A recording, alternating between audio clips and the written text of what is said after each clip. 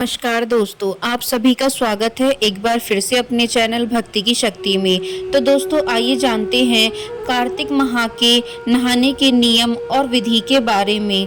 कार्तिक नहाने से क्या लाभ होता है, यह हमें कितने बजे करना चाहिए, इसका स्नान कैसे किया जाता है, कार्तिक मास में हमें क्या करना है और क्या नहीं करना है, कार्तिक मास में हमें किसकी पूजा करनी है, कैसे करनी है, कौन सी कथा सुननी है, आइए जानते हैं कार्तिक मास से जुड़े सभी सवालों के बारे में। तो देखिए, हिंदू धर्म शास्त्रों में कार्तिक मास सबसे पुण्य मास कहा गया है। ऐसी मान्यता है कि यदि आप कार्तिक मास में कोई पुण्य कर्म करते हैं तो उसका फल सामान्य दिनों में किए गए पुण्य से कई गुना ज्यादा मिलता है। यह भी मान्यता है कि कार्तिक मास में किया गया एक बार का गंगा का स्नान 1000 बार गंगा स्नान के समान फलदायी होता है। यदि कोई व्यक्ति नियम से कार्तिक स्नान करता है तो उसे प्रयाग में कुंभ में किए गए गंगा स्नान के समान फल की प्राप्ति होती है।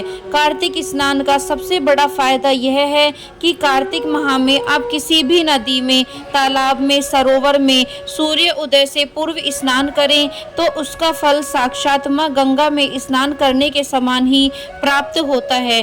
तो आइए अब जानते हैं कार्तिक स्नान हमें कब से शुरू करना है। तो सुनिए, कार्तिक स्नान की शुरुआत शरद पूर्णिमा से हो जाती है।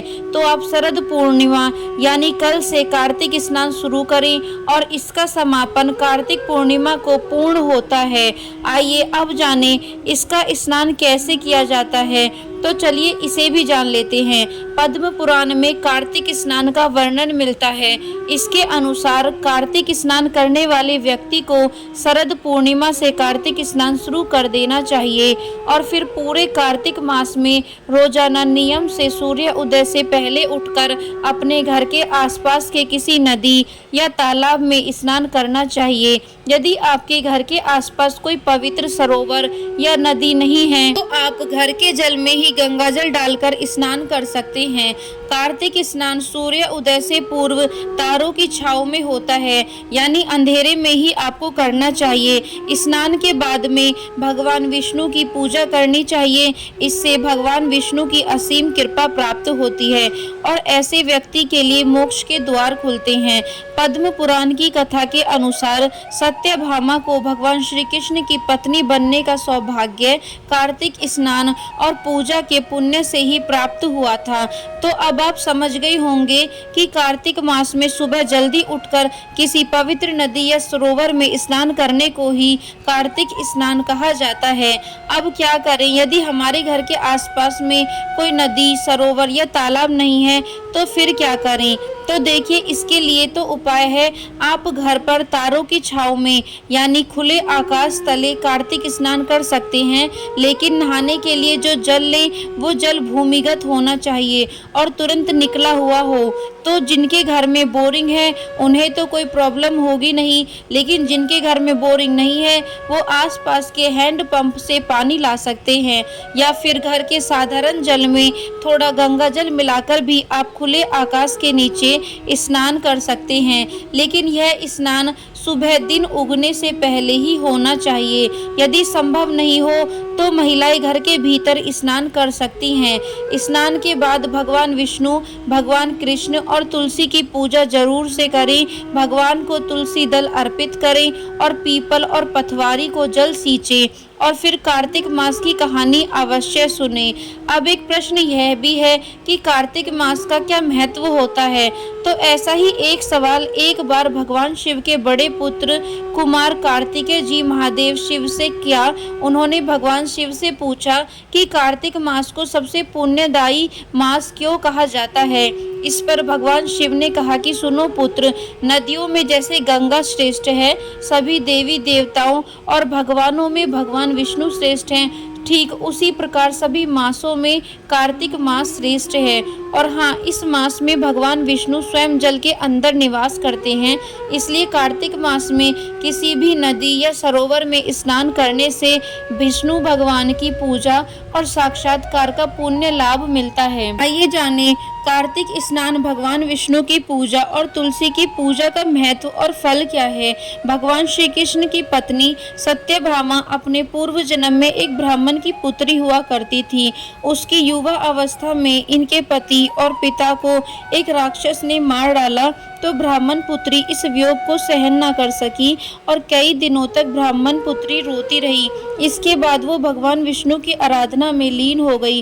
वो सभी एकादशी का व्रत रखती, कार्तिक मास में नियम से सूर्योदय से पहले स्नान करती, भगवान विष्णु और तुलसी की पूजा करती।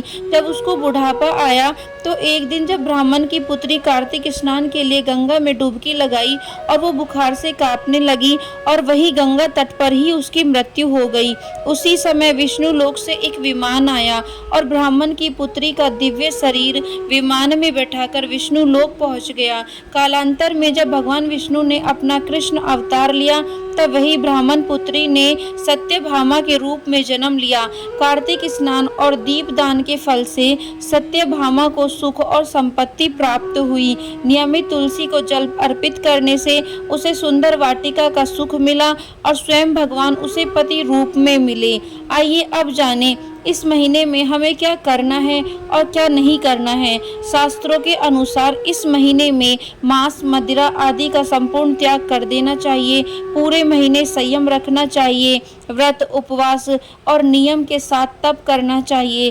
कार्तिक मास में किसी नदी, पोखर, तालाब आदि में दीपदान करना चाहिए। कार्तिक मास में तुलसी पूजन अवश्य करें। तुलसी की नियम से पूजा करें और उसके बाद प्रसाद सेवन करना चाहिए।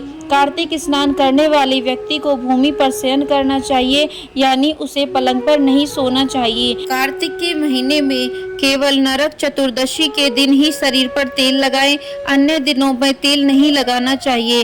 कार्तिक मास में दालें जैसे कि चना, मूंग, मसूर, चना, उड़द, मटर, राई आदि नहीं खाना चाहिए।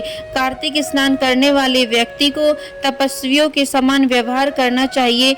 उन्हें पूरे महीने ब्रह्मचर्य व्रत का पालन करना चाहिए। उन्हें कम बोलना चाहिए, किसी की निंदा या विवाद ना करें, मन पर संयम रखें। ये अब जाने पूजा के बाद उन्हें कौन सी कहानी सुननी चाहिए। कार्तिक पूजा और स्नान की बहुत सारी कहानियां हैं, तो आपको एक कार्तिक मास की और एक कार्तिक पूजा की कहानी अवश्य सुननी चाहिए। तो दोस्तों, यह थी कार्तिक माह में किए जाने वाले स्नान की नियम और विधि। यदि वीडियो आपको पसंद आई हो तो चैनल को सब्सक्राइब करना बिल्कुल ना भूलें और वीडियो को लाइक एंड शेयर जरूर करें।